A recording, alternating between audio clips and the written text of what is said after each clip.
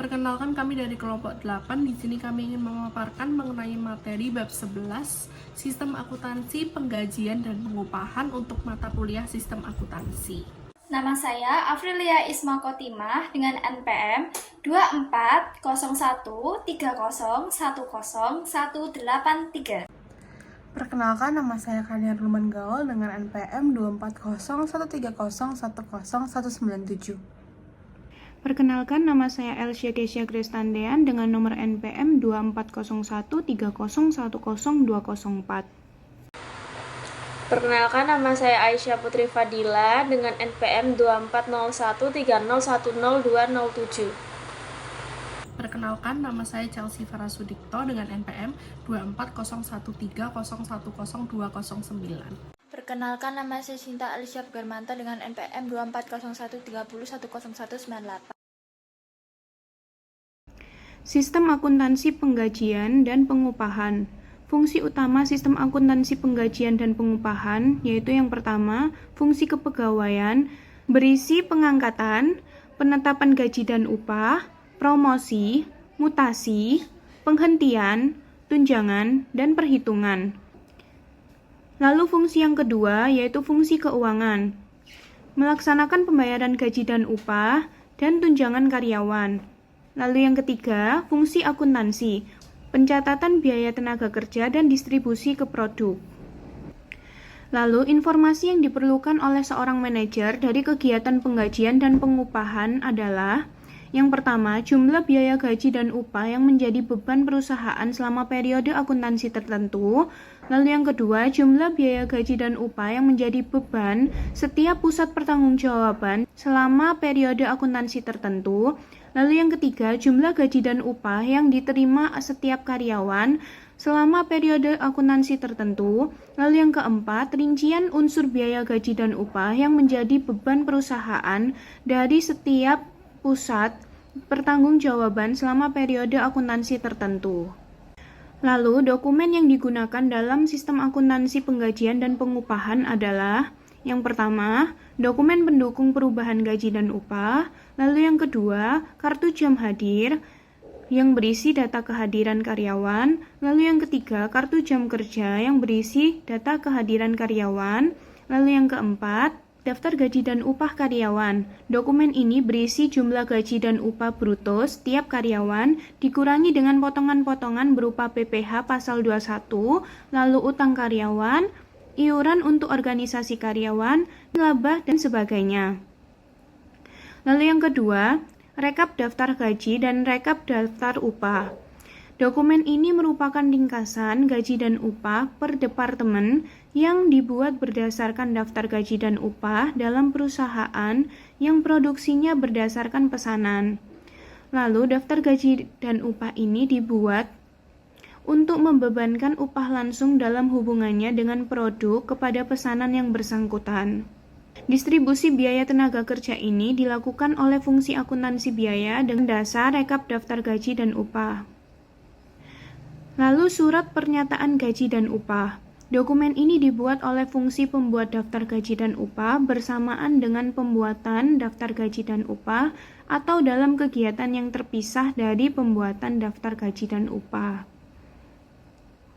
Dokumen ini dibuat sebagai catatan bagi setiap karyawan mengenai rincian gaji dan upah yang diterima setiap karyawan beserta berbagai potongan yang menjadi beban setiap karyawan. Lalu amplop gaji dan upah. Uang gaji dan upah karyawan diserahkan kepada setiap karyawan dengan amplop gaji dan upah. Di halaman muka amplop gaji dan upah, setiap karyawan berisi informasi mengenai nama karyawan, nomor, identifikasi karyawan, dan jumlah gaji bersih yang diterima oleh karyawan dalam bulan tertentu. Lalu yang terakhir, bukti kas keluar. Dokumen ini merupakan perintah pengeluaran uang yang dibuat oleh fungsi akuntansi kepada fungsi keuangan berdasarkan informasi di dalam daftar gaji dan upah yang diterima dari pembuat daftar gaji dan upah. Lalu catatan produksi. Perusahaan berdasarkan pesanan, yaitu distribusi biaya tenaga kerja langsung yang dibebankan per pesanan. Lalu yang kedua, perusahaan produksi massal. Biaya langsung dibebankan kepada produk yang sama. Baik, di sini selanjutnya saya akan menjelaskan untuk catatan akuntansi yang digunakan. Yang pertama ada jurnal umum. Jurnal umum ini digunakan untuk mencatat pembagian biaya tenaga kerja ke setiap bagian atau departemen dalam perusahaan. Lalu yang kedua ada kartu harga pokok produk. Kartu ini digunakan untuk mencatat upah tenaga kerja langsung yang bekerja pada suatu pesanan tertentu, misalnya dalam sistem job order costing. Selanjutnya adalah kartu biaya, digunakan untuk mencatat biaya tenaga kerja tidak langsung seperti mandor atau petugas kebersihan, serta tenaga kerja non-produksi seperti staf administrasi. Informasi ini biasanya berasal dari bukti memorial dan dicatat per departemen. Selanjutnya adalah kartu penghasilan karyawan. Digunakan untuk mencatat jumlah gaji dan upah yang diterima setiap karyawan, termasuk potongan-potongan seperti pajak, PPh 21. Kartu ini juga berfungsi sebagai tanda terima yang ditandatangani oleh karyawan agar hanya mereka yang mengetahui penghasilannya sendiri. Selanjutnya, untuk fungsi-fungsi yang terkait, yang pertama adalah fungsi kepegawaian, bertugas mencari, menyeleksi, dan menempatkan karyawan baru, serta mengatur kenaikan gaji, mutasi, dan pemberhentian. Lalu yang kedua adalah fungsi pencatat waktu, bertugas mencatat jam kehadiran karyawan, harus terpisah dari fungsi operasional dan pembuat daftar gaji, agar pengendalian internal lebih baik. Selanjutnya adalah fungsi pembuat daftar gaji dan upah, bertugas menghitung gaji karyawan, bruto dan potongan, lalu membuat daftar gaji untuk digunakan sebagai dasar pembayaran. Selanjutnya ada fungsi akuntansi yang terdiri dari beberapa bagian, yaitu bagian utang untuk mencatat kewajiban membayar gaji dan menerbitkan bukti kas keluar untuk pembayaran gaji, lalu bagian kartu biaya untuk mendistribusikan biaya gaji ke kartu biaya serta kartu harga pokok produksi. Lalu yang terakhir adalah bagian jurnal untuk mencatat transaksi gaji dan upah ke dalam jurnal umum. Lalu yang terakhir ada fungsi keuangan, bertugas menyiapkan uang tunai untuk pembayaran gaji, memasukkannya ke dalam amplop sesuai nama karyawan dan membagikannya. Selanjutnya saya akan membahas mengenai sistem penggajian dan pengupahan. Sistem penggajian dan pengupahan adalah salah satu bagian penting dari sistem akuntansi dalam perusahaan. Sistem ini dirancang untuk memastikan bahwa pembayaran kepada karyawan dilakukan secara akurat, adil, tepat waktu, dan sesuai dengan ketentuan hukum maupun kebijakan perusahaan. Sistem ini terdiri dari dua jaringan prosedur yang saling terkait, yaitu sistem penggajian dan sistem pengupahan. Sistem penggajian umumnya digunakan untuk karyawan tetap atau staf yang menerima gaji tetap per bulan. Nah, sistem ini terdiri dari 5 prosedur utama, yaitu pencatatan waktu hadir, pembuatan daftar gaji, distribusi biaya gaji, pembuatan bukti kas keluar, dan pembayaran gaji. Sementara itu, sistem pengupahan lebih umum digunakan di lingkungan pabrik atau manufaktur untuk pekerja harian atau borongan.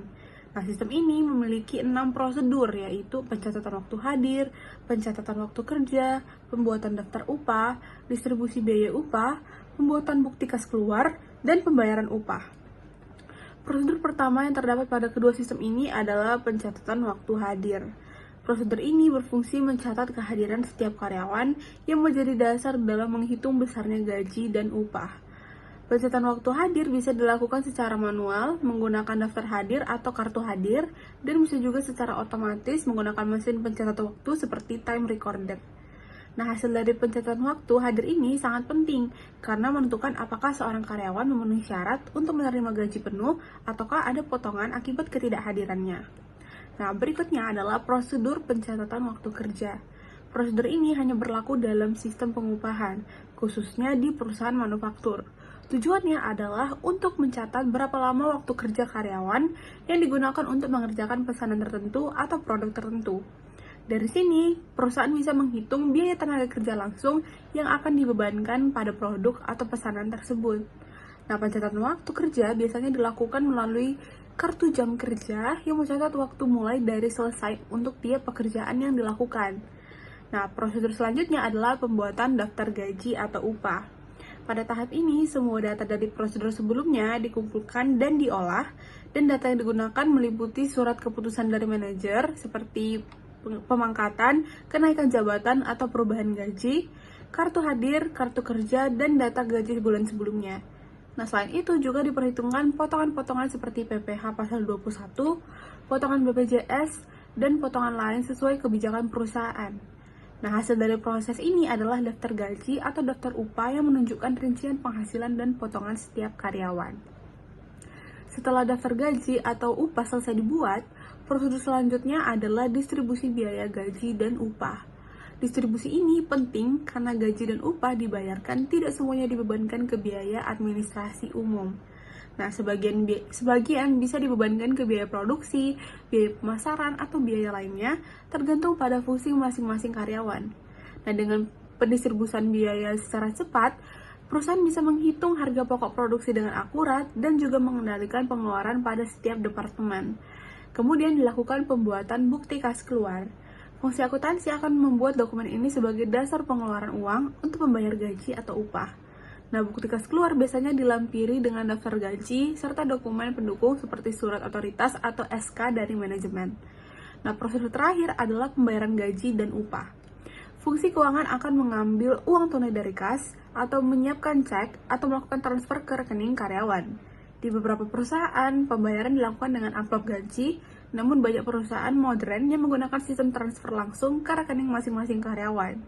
Proses ini juga harus didokumentasi dengan sangat baik. Selanjutnya adalah pengendalian internal dalam sistem gaji dan upah.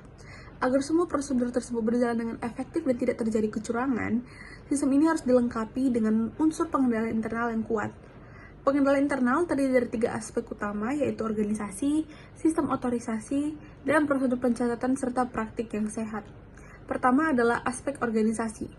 Fungsi-fungsi yang terlibat dalam sistem penggajian dan pengupahan harus dipisahkan secara tegas. Fungsi pencatatan waktu hadir sebaiknya tidak berada di bawah fungsi operasi, seperti bagian produksi. Nah, hal ini penting untuk mencegah manipulasi data kehadiran. Selain itu, fungsi pembuatan daftar gaji dan fungsi pembayaran gaji harus dipisahkan. Bagian yang membuat daftar gaji adalah fungsi akuntansi, sedangkan bagian yang membayar gaji termasuk fungsi penyimpanan, yaitu fungsi keuangan. Kedua adalah sistem otorisasi dan prosedur pencatatan. Semua aktivitas dalam sistem ini harus mendapatkan otorisasi dari pihak yang berwenang. Contohnya, hanya karyawan yang memiliki surat keputusan dari direktur utama yang berhak menerima gaji. Kenaikan gaji harus berdasarkan SK Direktur Keuangan. Perintah lembur harus ditandatangani Kepala Departemen. Potongan selain pajak penghasilan, seperti sumbangan atau cicilan, harus ada surat permohonan dari karyawan yang bersangkutan. Daftar gaji dan bukti kas keluar juga harus ditandatangani oleh pihak-pihak yang berwenang untuk menghindari kesalahan dan manipulasi. Ketiga adalah praktik yang sehat. Beberapa praktik yang termasuk dalam kategori ini antara lain, kartu jam hadir harus dibandingkan dengan kartu jam sebelum dijadikan dasar distribusi biaya. Pemasukan kartu hadir ke mesin pencatatan harus diawasi langsung oleh petugas yang independen. Perhitungan gaji harus dicek ulang oleh bagian akuntansi. Besarnya pajak penghasilan yang dipotong harus direkonsiliasi dengan catatan penghasilan masing-masing karyawan, dan seluruh catatan penggajian dan pengupahan harus disimpan secara tertib untuk kepentingan pemeriksaan di masa depan. Dengan adanya sistem dan pengendalian seperti ini, maka perusahaan bisa menjamin bahwa proses penggajian dan pengupahan berjalan efisien, transparan, dan adil. Sistem ini tidak hanya melindungi perusahaan dari potensi kerugian akibat kesalahan atau kecurangan, tapi juga melindungi hak karyawan agar mereka menerima kompensasi yang sesuai. Di sini saya akan menjelaskan mengenai sistem otorisasi dan prosedur pencatatan. Apa itu otorisasi?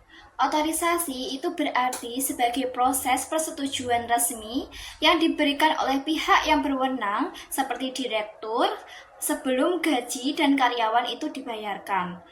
Tujuannya adalah memastikan bahwa semua pembayaran yang dilakukan kepada karyawan itu adalah pembayaran yang sah, sesuai dengan kebijakan perusahaan dan tidak ada penyalahgunaan, dan juga gaji itu benar-benar disalurkan kepada pihak yang memang berhak untuk menerimanya. Nah, untuk otorisasi itu dilakukan pada saat keadaan apa saja dalam sistem penggajian ini? Yang pertama adalah setiap orang yang namanya tercantum dalam daftar gaji dan upah itu harus memiliki surat keputusan pengangkatan sebagai karyawan perusahaan yang ditandatangani sah oleh direktur. Jadi, untuk memastikan bahwa karyawan itu memiliki hak untuk mendapatkan gaji dan upah, nah, untuk menjamin hal ini itu benar-benar sah, setiap karyawan itu harus memiliki dokumen yang namanya dokumen daftar gaji dan upah yang telah diotorisasikan oleh pihak yang berwenang, seperti direktur ataupun manajemen puncak. Untuk keadaan yang perlu diotorisasikan yang kedua, yaitu adalah setiap perubahan gaji dan upah karyawan itu karena perubahan pangkat, perubahan tarif gaji dan upah, maupun tambahan keluarga, itu harus didasarkan pada surat keputusan direktur. Nah, hal ini itu bertujuan untuk menjamin keandalan data gaji dan upah karyawan setelah adanya perubahan hal tersebut. Nah, yang ketiga yang perlu diotorisasikan yaitu setiap potongan atas gaji dan upah karyawan selain dari pajak penghasilan karyawan itu harus didasarkan pada potongan gaji dan upah yang diotorisasikan oleh fungsi kepegawaian. Nah, mengapa demikian itu perlu diotorisasikan? Nah, keadaan ini yaitu pemotongan gaji tersebut itu tidak semua pihak memiliki wewenang untuk memotong gaji dan upah karyawan. Nah, orang atau pihak yang memiliki wewenang tersebut itu harus mendapatkan otorisasi dari fungsi kepegawaian. Jadi yang mengotorisasikan dari potongan gaji dan upah itu adalah fungsi kepegawaian. Keadaan yang keempat yang perlu diadakannya otorisasi dalam sistem gaji dan upah yaitu kartu jam hadir itu harus diotorisasi oleh fungsi pencatat waktu. Nah, kartu jam hadir itu digunakan dalam perhitungan gaji dan upah karyawan, sehingga perlu diotorisasikan oleh fungsi pencatat waktu agar data yang hadir itu, data hadir karyawan itu memang benar-benar aktual, benar-benar karyawan itu hadir di pencatatan yang telah dicatat di kartu jam hadir. Jadi tidak ada manipulasi data atau kepalsuan data. Nah, untuk keadaan yang kelima yaitu perintah lembur harus diotorisasikan oleh kepala departemen karyawan yang bersangkutan. Jadi kan setiap departemen itu memiliki kebijakan yang berbeda. Mungkin departemen satu dengan departemen yang lain itu belum tentu melakukan lembur pada hari yang sama. Jadi otorisasi ini tuh penting untuk menghindari kesalahan bayar atau pembayaran kepada karyawan yang tidak aktif atau karyawan yang tidak melakukan lembur, karena penggajian dalam waktu reguler dan juga waktu lembur itu dengan biaya yang berbeda. Nah, dan juga melakukan pembayaran yang senilai dengan gaji lembur, padahal itu tidak melakukan aktivitas di luar jam reguler. Jadi ada kesalahan input pembayaran, padahal itu dia tidak melakukan lembur, tapi dia dibayarnya itu senilai dengan orang yang lembur. Itu adalah sebuah kesalahan. Makanya itu perlu diotorisasikan dari data jam lemburnya tersebut. Nah, untuk keadaan yang keenam, yaitu daftar gaji dan upah itu harus diotorisasikan oleh fungsi personalia. Nah, dengan menunjukkan bahwa karyawan yang tercantum dalam daftar gaji dan upah adalah karyawan yang diangkat menurut surat keputusan pejabat yang berwenang, nah, tarif gaji dan upah yang dipakai sebagai dasar perhitungan gaji dan upah adalah tarif yang berlaku sesuai dengan surat keputusan pejabat yang berwenang. Nah, data yang dipakai sebagai dasar perhitungan gaji dan upah karyawan itu telah diotorisasikan oleh yang berwenang. Nah, perkalian dan jumlah yang tercantum dalam daftar gaji dan upah itu harus dicek ketelitiannya. Nah, lalu ada keadaan yang ketujuh, bukti kas keluar untuk pembayaran gaji dan upah itu harus diotorisasikan oleh fungsi akuntansi. Nah, hal ini karena pencatatan akan kas keluar yang senilai dengan daftar sejumlah gaji itu tercantum di dokumen, akan dicatat oleh akuntan. Nah, sehingga pencatatan ini harus diotorisasikan oleh Kepala Departemen Akuntan Keuangan atau pejabat yang lebih tinggi agar tidak terjadi penggelapan dana ataupun penyalahsajian laporan keuangan pada akhir periode. Nah, untuk keadaan 8 itu perubahan dalam catatan penghasilan karyawan itu direkonsiliasikan dengan daftar gaji dan upah karyawan. Nah, setiap karyawan itu kan memiliki kewajiban nih untuk membayar pajak penghasilan setiap tahunnya. Jadi, dan nilai pajak penghasilan setiap tahunnya ini, nilai yang harus dibayar itu dihitung dari total gaji dan upah 1 tahun karyawan dikalikan presentasi tanggungan pajak penghasilan yang telah ditentukan oleh pemerintah. Nah, karena data ini penting untuk pembayaran kewajiban kepada pemerintah, maka diperlukan rekonsiliasi dengan daftar gaji dan upah karyawan agar tidak terjadi kesalahan ataupun perbedaan keadaan yang sebenarnya dengan keadaan yang telah dicatat dalam bukti daftar gaji.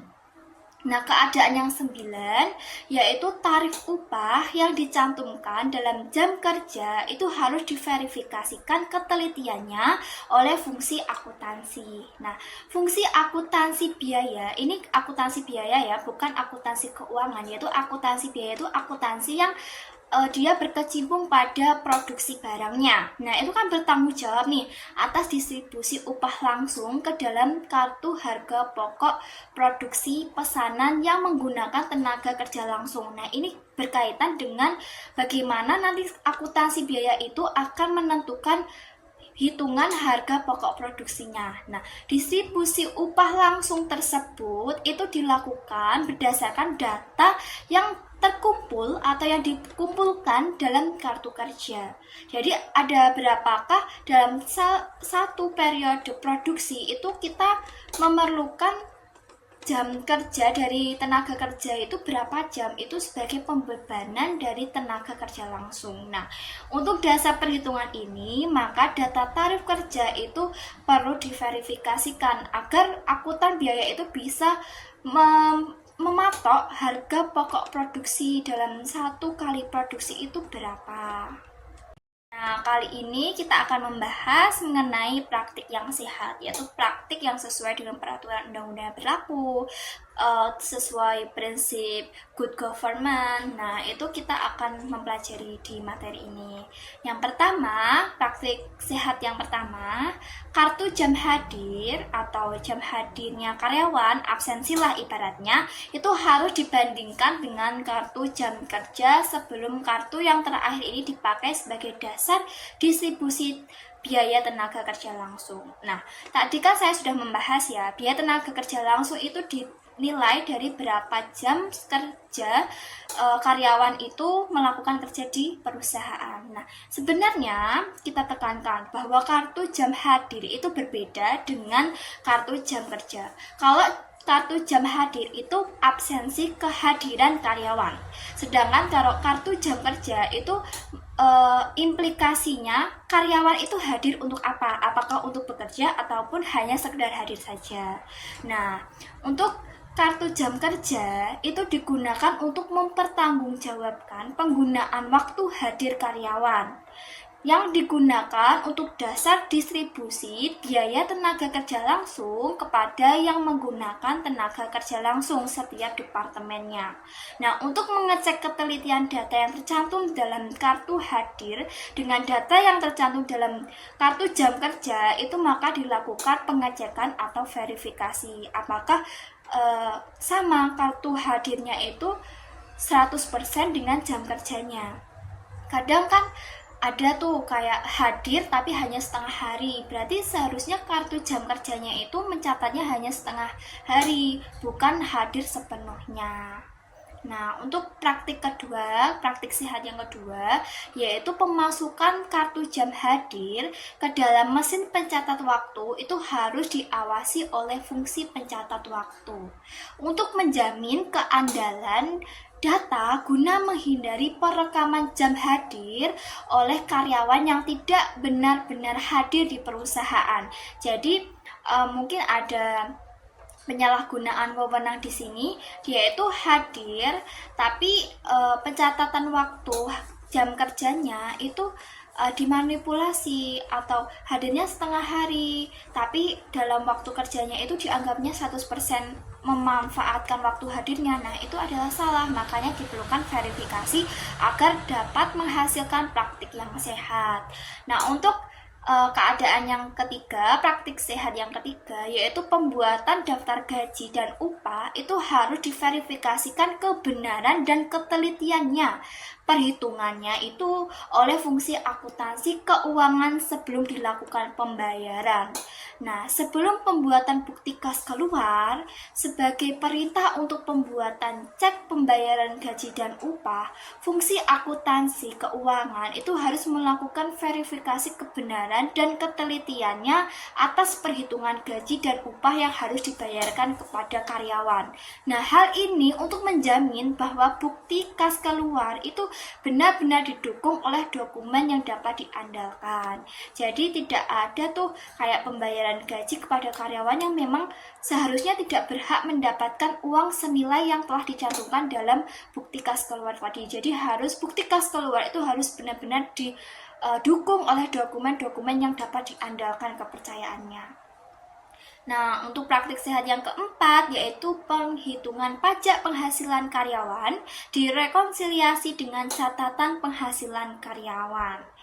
Hal ini itu sama dengan penjelasan sebelumnya, seperti yang praktik sehat yang ketiga tadi.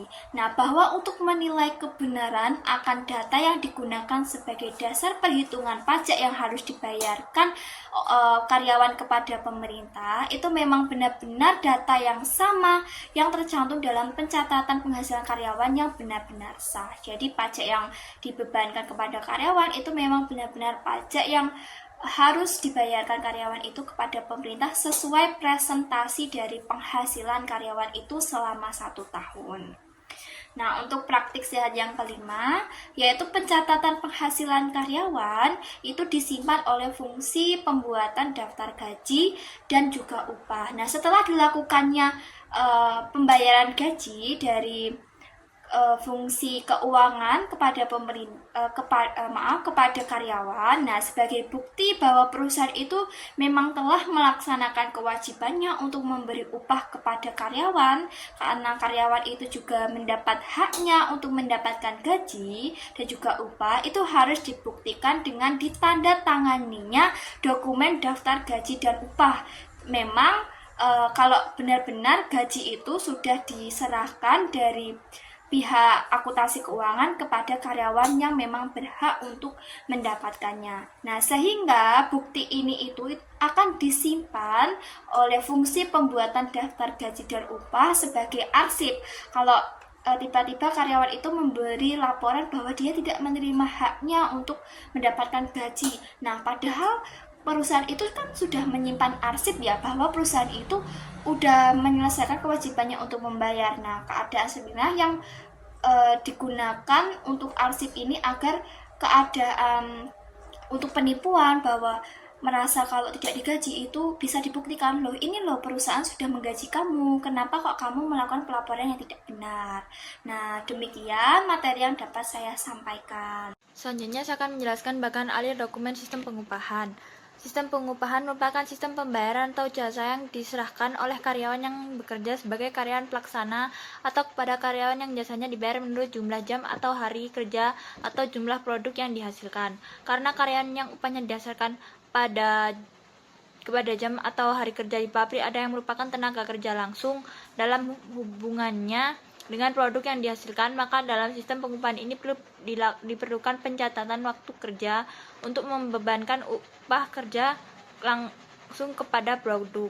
Bagian alir dokumen sistem pengupahan dapat dilihat pada gambar di samping.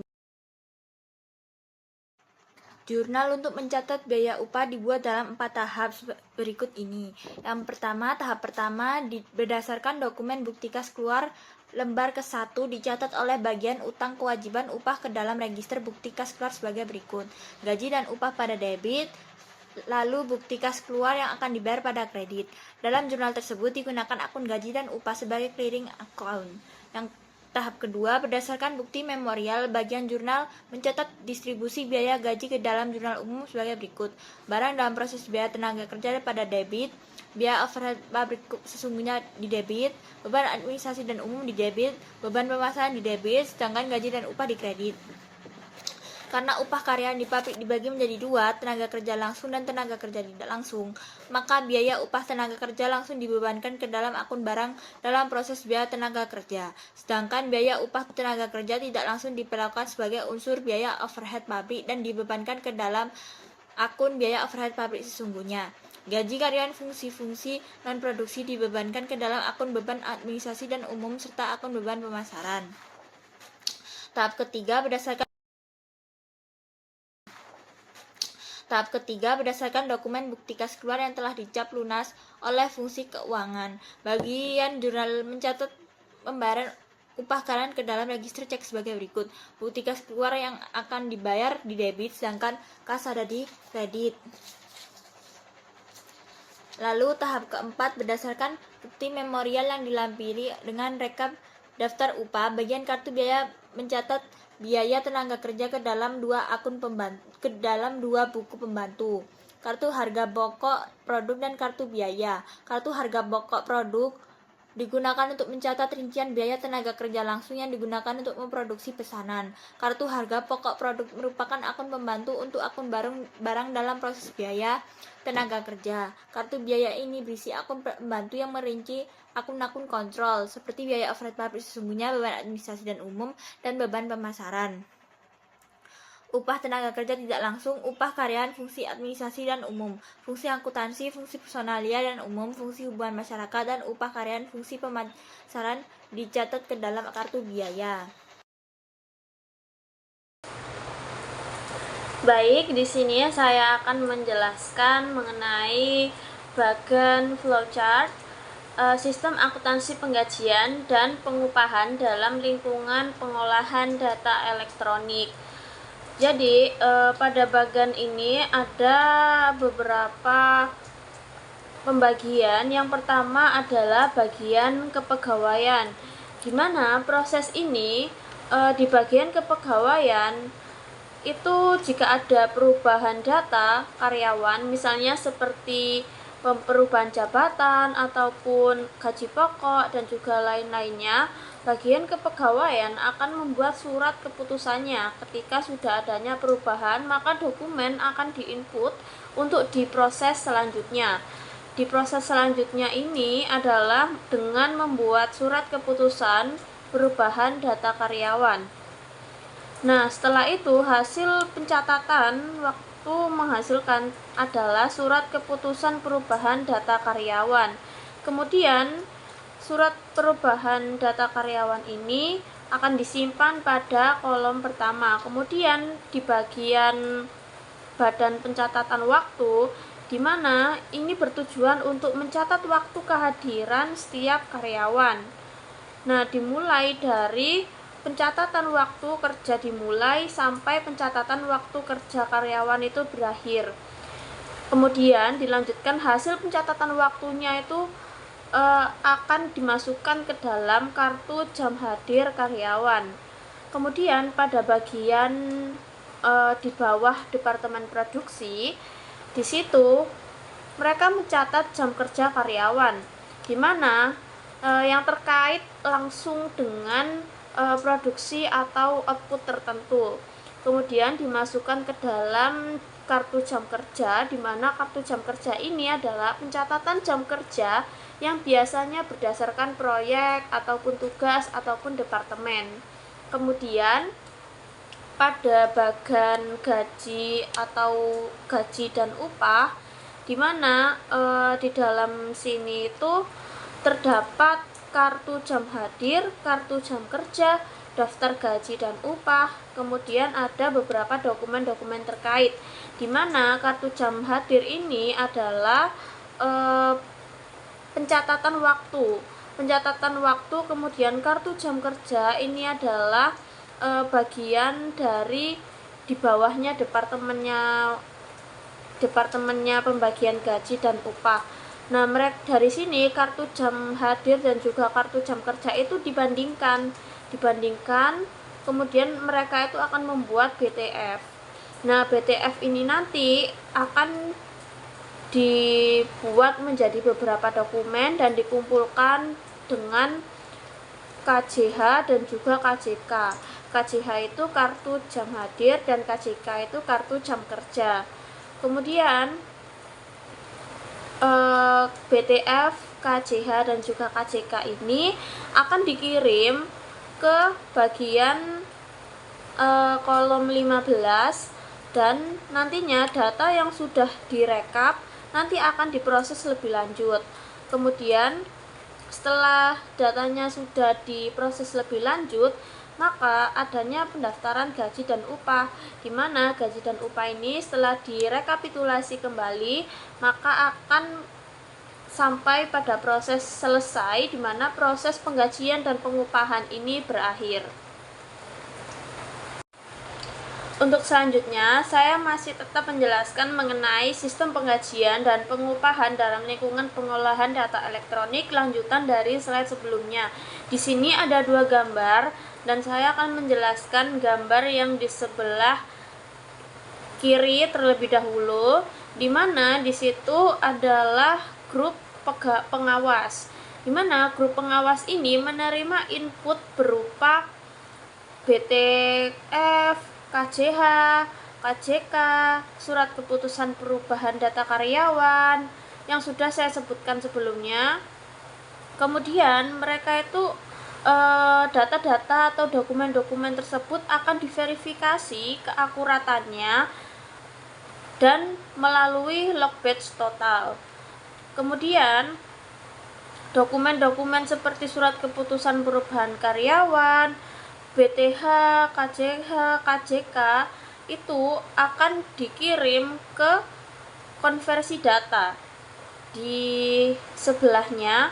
Kemudian dokumen-dokumen seperti cek, DG, SPGU, ABKK, RC, kontrol total itu akan apabila ada yang tidak sesuai, maka mereka itu akan dikompresi kembali ke dalam log batch total control di situ. Kemudian yang tadi untuk dokumen menerima input yang sudah diverifikasi di konversi data, maka seperti dokumen BTF, KJH, KJK, surat keputusan perubahan data karyawan itu akan dimasukkan ke dalam komputer yang bisa disebut sebagai terminal.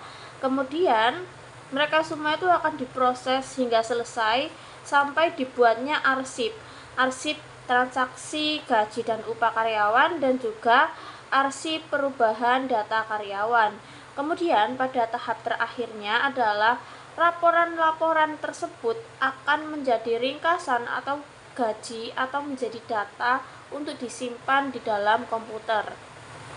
Kemudian untuk selanjutnya di gambar yang sebelah kanan itu juga masih mengenai proses sistem penggajian dan pengupahan dalam lingkungan pengolahan data elektronik lanjutan dari yang sebelah kiri, di mana pada poin 8 dan juga 9 itu mereka melakukan arsip perubahan data karyawan dan juga arsip transaksi gaji dan juga upah. Kemudian di run 1 short and edit, mereka itu menerima input dari arsip poin 8 dan juga 9 yang sudah saya sebutkan tadi. Di situ juga ada arsip induk karyawan, arsip induk biaya, arsip induk utang, arsip gaji transaksi, dan juga arsip induk harga pokok produk.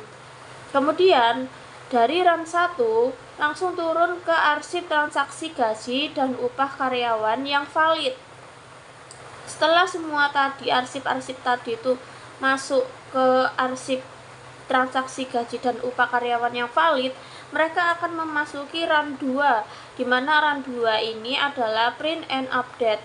Nah, di run 2 ini mereka menerima semua arsip itu untuk dicetak dan memperbarui arsip tersebut. Arsip induk penghasilan karyawan, arsip induk utang, seperti itu. Di mana mereka itu sesudah mencetak, mereka akan memunculkan atau mempublikasikan seperti dokumen-dokumen atau data-data seperti register bukti kas keluar, daftar gaji dan upah, surat pemberitahuan gaji dan upah, arsip produk atau induk piutang, arsip induk utang atau update, terus arsip induk penghasilan karyawan update, penyimpangan dan kontrol total, arsip induk harga pokok produksi update, seperti itu. Gunanya apa sih penyimpangan dan kontrol total ini? Adalah untuk memastikan bahwa data itu mengalami hal yang seimbang dan tidak ada masalah dalam data atau dokumen tersebut. Kemudian mereka terkumpul dalam satu kolom, yaitu kolom bernomor 10, di mana kolom ini merupakan sebuah laporan dari ringkasan-ringkasan untuk keperluan gaji dan juga manajemen. Jadi ketika data-data semua itu sudah terkumpul, mereka akan dimasukkan ke dalam satu laporan, di mana laporan ini untuk keperluan arsip dan akan diserahkan kepada manajemen. Kemudian masih di dalam sistem penggajian dan juga pengupahan dalam lingkungan pengolahan data elektronik, lanjutan dari sebelumnya, di mana di sini terdapat bagian operator komputer dan juga bagian kasa. Pada gambar sebelah kiri itu terdapat operator komputer dan juga bagian kasa, di mana mereka itu berfungsi untuk membaca data dan juga arsip-arsip utang dan juga bukti-bukti kas keluar. Jadi awalnya mereka itu menerima arsip induk utang yang sudah terupdate, kemudian di run 3 mereka melakukan proses baca dan juga sortasi, di mana data-data itu akan diurutkan berdasarkan kriteria untuk diproses selanjutnya. Kemudian mereka masuk ke dalam arsip BKK yang akan dibayar, dan mereka juga mengalami kontrol total untuk keseimbangannya, yakni outputnya, untuk memastikan apakah data itu terintegritas dengan baik dan juga benar. Kemudian mereka akan masuk ke run 4, yakni membuat cek dan juga registrasi cek. Jadi informasi tadi yang telah diperbarui akan dibuatkan cek. Nah, di cek itu terdapat arsip induk utang yang sudah terupdate, terdapat cek, register cek, kontrol total. Cek itu apa sih? Cek itu adalah dokumen cek yang siap untuk dicairkan uangnya. Kemudian register cek adalah catatan daftar ceknya tadi. Kemudian untuk kontrol totalnya adalah kontrol dari cek tadi, apakah cek tersebut sudah sesuai ataupun tidak. Kemudian dari dokumen-dokumen tadi itu diteruskan ke bagian kasir, yakni kolom nomor 10. Kemudian beralih ke bagian kasa, di mana pada bagian kasa ini mereka mengumpulkan semua cek-cek seperti cek, DGU, daftar gaji dan upah, kemudian SPGU adalah surat pernyataan gaji dan upah, kemudian RC adalah register cek. Nah, mereka juga mengumpulkan seperti DGU, SPGU, RC pada lingkaran 12. Kemudian mereka itu menguangkan cek ke bank dan memasukkan uang ke amplop gaji dan juga upah. Kemudian mereka membayarkan gaji dan upah pada karyawan dan minta tanda tangan atas daftar gaji dan upah. Kemudian mereka membubuhkan cap lunas pada daftar gaji dan upah. Dan untuk pada poin 12 itu yang terakhir, mereka melakukan arsip atau pembukuan keuangan yang sudah selesai. Kemudian mereka salurkan arsip-arsipnya tadi seperti DGU, SPGU, dan juga RC, itu dimasukkan ke dalam amplop gaji bersama dengan pemasukan uang gaji dan upah. Lalu sampailah mereka ke terminal akhir, di mana itu sudah proses akhirnya, berarti sudah selesai. Kemudian untuk pada gambar yang sebelah kiri itu adalah untuk yang atas adalah metode distribusi gaji dan upah dengan akun berkolom, di mana yang pertama mereka itu meringkas total gaji atau upah seluruh karyawan dengan kata lain rekap daftar gaji dan upah.